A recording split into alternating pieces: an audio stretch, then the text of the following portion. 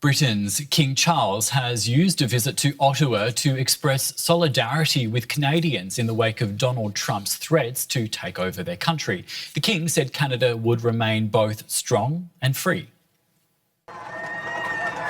It's almost 50 years since Canada's official head of state opened the nation's parliament.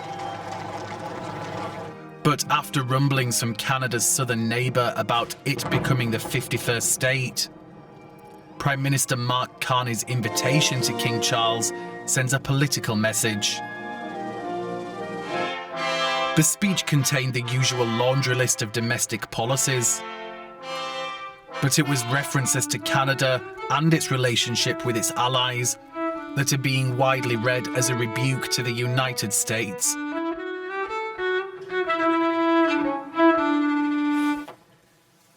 The system of open global trade that, while not perfect, has helped to deliver prosperity for Canadians for decades, is changing.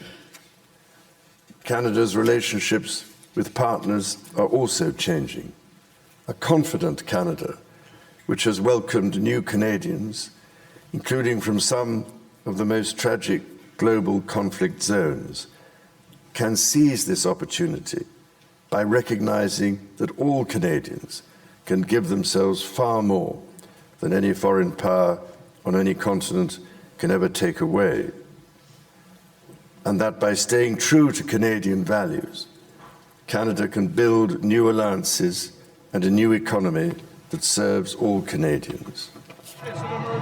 Recent polling found that 66% of Canadians think that the monarchy plays a useful role, a 12% jump from 2 years ago. Carney praised the royal visit as successful and said it was a good reminder of the strength of Canadian institutions. The King's visit gave the normally domestic event a global platform that many hope will make the message of Canadian sovereignty hard to ignore in Washington. And joining us from the nation's capital on Parliament Hill in Ottawa is Canadian correspondent Emily Ragobeer. So all eyes were on this all-important speech by the King. Did he deliver? He absolutely did. I mean, this was really a concerted effort between the Prime Minister's office and Buckingham Palace, looking for King Charles to shore up Canada's sovereignty and reassert that sovereignty in the most powerful way. And he did so, opening Canada's 45th Parliament from the throne in that speech.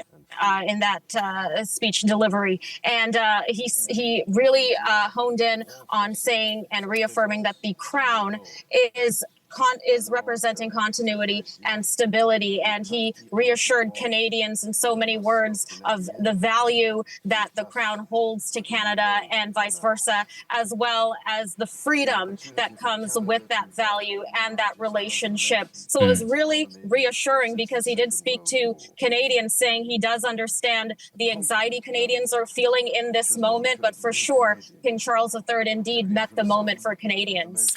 Now, of course, looming over all of this is Donald Trump, who has well-known territorial ambitions over Canada. So was Charles's speech more for an American audience rather than the Canadians?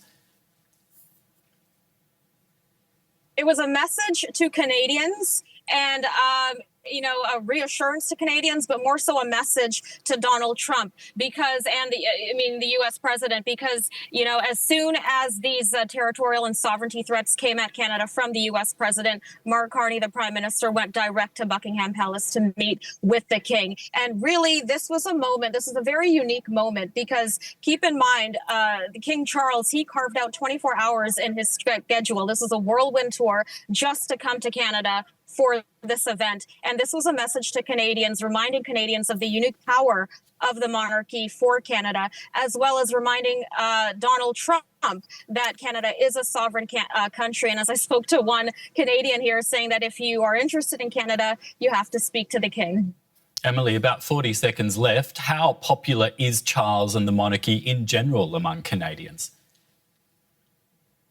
From the many Canadians we speak to, and there are many leftover monarchists behind me cheering for the Royals. Very excited today. I spoke to a lot of government officials, so many people excited today, and they were really happy with how today went, and they really needed this. You know, there's been very much a disconnect between Canada and the monarchy. I mean, his mother, Queen Elizabeth II, she last gave her throne speech in the 70s, so this has been nearly 50 years since we've heard from a monarch on the throne. And so Canadians really needed this to remind them of who the crown is to Canada.